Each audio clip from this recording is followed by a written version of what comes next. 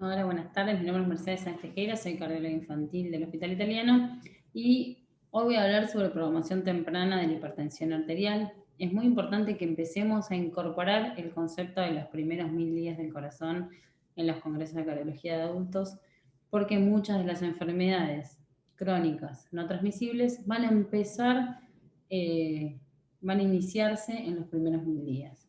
Y este es un tema que desarrollamos junto a Adriana Iturzaeta de la subcomisión DOJA de la Sociedad Argentina de Pediatría y que próximamente va a salir publicado, así que mi agradecimiento a Adriana. Bueno, y cuando empezamos a hablar de programación temprana, hoy ya cada vez más casi todas las sociedades científicas, por lo menos las sociedades de pediatría, están empezando a hablar de los primeros 1000 días, ya hay subcomisiones en las sociedades y además las revistas de actualidad también están hablando de estos temas, como los primeros 9 meses de nuestra vida marcan el resto de la vida. Y en esto hay algunos conceptos que son interesantes. Uno es el concepto de epigenética, que lo desarrolla Waddington en los años 40. Piensen que en este momento todavía no estaba descrita la estructura del ADN de Watson y Crick, pero Waddington ya empieza a hablar de epigenética, o sea que hay algo por encima de los genes que determina que uno vaya hacia un camino fenotípicamente o vaya hacia otro.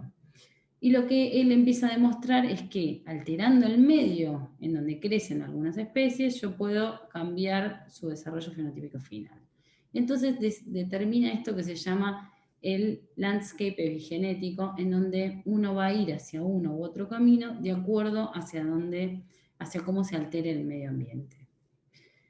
Y por último, quizás el ejemplo más claro de la biología en cuanto a cómo el medio ambiente va a desarrollar el fenotipo futuro es en las abejas, en donde en el estadio larvario, si la abeja es alimentada con jalea real, va a ser una abeja reina y si no, una abeja obrera. De hecho, si la abeja reina muere, lo que se hace es alimentan a una larva nueva con jalea real y logran también que sea una abeja reina. Entonces, es quizás eso uno de los ejemplos más claros de lo que vamos a hablar a continuación. Y cuando hablamos de programación temprana, uno de los conceptos más nuevos es el de DOHAT, que es el desarrollo o el Development Origins of enfermedad y la salud. Y lo que se plantea es que cuando hay factores estresores o cuando hay factores desfavorables, hay cambios adaptativos y la plasticidad fetal, lo que va a programar de alguna forma las enfermedades crónicas no transmisibles.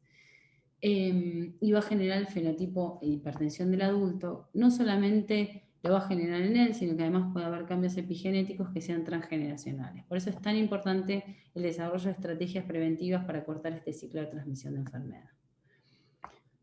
Y esto que parece algo novedoso, en realidad lleva muchos años ya. Los primeros estudios son los de la Hambruna holandesa, en donde a partir del bloqueo de Holanda empieza a haber una etapa de disminución del aporte con raciones diarias hipocalóricas con una posterior etapa de prosperidad en la población. Este periodo de hipoaporte agarró a muchas embarazadas en las etapas tempranas de la gestación o en las etapas medias y tardías. Aquellas que recibieron hipoaporte calórico en las etapas tempranas de la gestación, sus fetos desarrollaron en el futuro un perfil lipídico aterogénico, obesidad y riesgo aumentado de enfermedad cardiovascular. Y aquellas que fueron en la etapa media y tardía desarrollaron intolerancia oral a la glucosa. Y entonces acá empieza, quizás Barker es el que más claramente tiene desarrollado los conceptos de Dohart, y él lo que plantea es, encuentra en la misma población, en Inglaterra, una alta mortalidad infantil en el mismo lugar donde hay una alta mortalidad por enfermedad cardíaca coronaria. Entonces quiere empezar a asociar los dos factores. Y lo que encuentra es que aquellos que tenían una alta incidencia de mortalidad por enfermedad coronaria tenían bajo peso al nacer. Y por último, los estudios de Helsinki muestran lo mismo, que el peso al nacer y el peso actual van a predecir quiénes van a tener hipertensión arterial severa. Y Barker fue un poco más allá, e incluso no solamente asoció el bajo peso al nacer al desarrollo de hipertensión en el futuro, sino que además relacionó el peso placentario con el desarrollo también de hipertensión en el adulto y demostró que es inversamente proporcional. Y cuando nosotros evaluamos o pensamos en qué mecanismos pueden contribuir a la programación temprana de hipertensión, básicamente son tres: el sistema renina-angiotensina, la modulación epigenética y el aumento del estrés oxidativo. Y el sistema renina-angiotensina, lo que se ve es que hay una supresión del sistema renina-angiotensina perinatal con posterior deterioro de la nefrogénesis y reducción del número de nefronas. De hecho, los niveles de renina van a estar disminuidos en los RCIU y en los prematuros hasta el día quinto.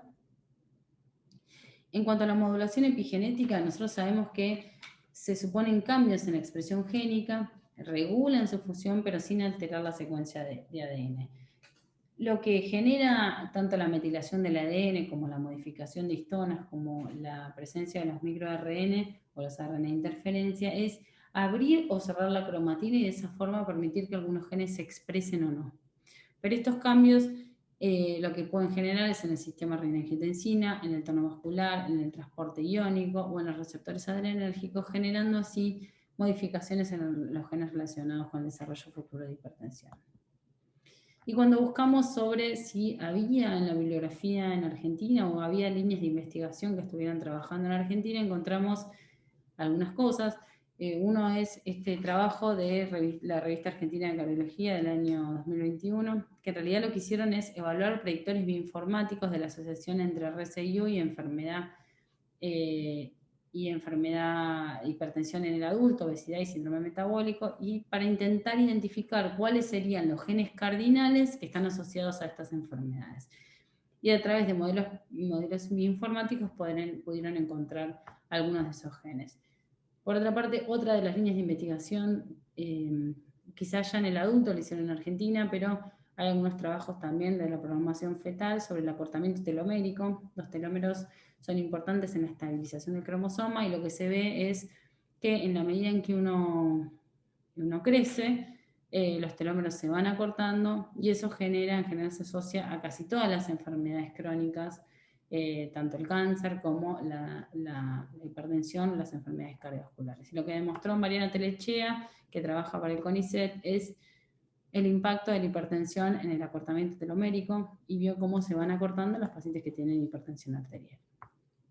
Este es otro de los puntos importantes: el aumento del estrés oxidativo con disfunción endotelial, con aumento del tono vascular. Está disminuido el nivel de óxido nítrico. Esto está muy demostrado por el grupo de Chile, que está trabajando un montón en la óxido nítrico sintetasa, en cómo disminuye la metilación del promotor de la óxido nítrico sintetasa, y eso genera disminución de los niveles de óxido nítrico con finalmente aumento del tono vascular. Y entonces cuando nosotros evaluamos cómo el genoma y el medio intrauterino desfavorable afectan al feto, el feto va a tener mecanismos de adaptación renal, vascular, cardíaco y el sistema nervioso autónomo en la intención de preservar su estado de salud. En cuanto al fenotipo renal, los riñones son más pequeños al nacer, hay reducción del número de nefronas, incremento del volumen glomerular y adaptaciones al transporte de sodio y aumento de la sensibilidad a la sal. Por eso, en general, en los niños prematuros o muy pequeños, el uso de diuréticos es bastante controversial en este punto. Y cuando nosotros evaluamos los modelos experimentales, la hipertensión es el factor que más consistentemente se asoció a RCIU debido a desequilibrios nutricionales. Cuando evaluamos el fenotipo cardiovascular y los mecanismos adaptativos, lo que se vio es que hay una reducción del número de cardiomiocitos, aumento de la hipertrofia cardíaca y disfunción sistodiastólica. Los individuos que nacen prematuros tienen un aumento de la masa ventricular izquierda en la vida adulta y exhiben una geometría ventricular izquierda única con disfunción sistodiastólica. Acá lo que ven en las barras azules son los adultos jóvenes que fueron prematuros y miren qué diferencia que tienen en la masa ventricular. Esto es una línea de investigación muy interesante para poder evaluar. Y otro es el fenotipo vascular. Está reducida la vasodilatación mediada por endotelio, la vasculogénesis también está afectada, hay cambios fenotípicos y funcionales, cambios en la estructura vascular, cambios en la mecánica vascular con mayor rigidez arterial y disminución del óxido nítrico y de la ENOS.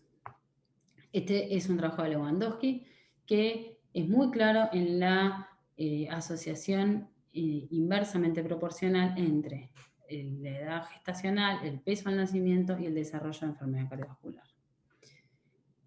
Este es un trabajo de Pomposi y Silvina Steinborn. En la Saja del 2017 presentaron que los niños con bajo peso al nacer tienen mayor riesgo de hipertensión arterial y prehipertensión arterial sin asociación con sobrepeso y obesidad. O sea, es un factor de riesgo independiente para desarrollar hipertensión arterial. En cuanto al sistema nervioso autónomo, ¿qué adaptaciones va a tener para programarse, digamos? Uno es la hiperactividad del sistema nervioso, con hipertensión esencial, la modulación de la reabsorción tubular de sodio y la programación de la hipertensión sal sensible por alteraciones en la microbiota. ¿Y por qué es tan importante que nosotros empecemos a actuar en forma precoz? Porque cuando nosotros actuamos en forma precoz, la plasticidad a los cambios es mucho mayor. Y como lo vemos en estos gráficos, en la línea roja vemos el EVA cuando hay aceleración en el envejecimiento vascular, la línea azul es lo normal y la línea verde es lo que podríamos esperar si hiciéramos intervenciones tempranas. Ven cómo tenemos mayor plasticidad cuanto más pequeños sean los niños o los fetos y tenemos menos plasticidad cuando actuamos en forma tardía.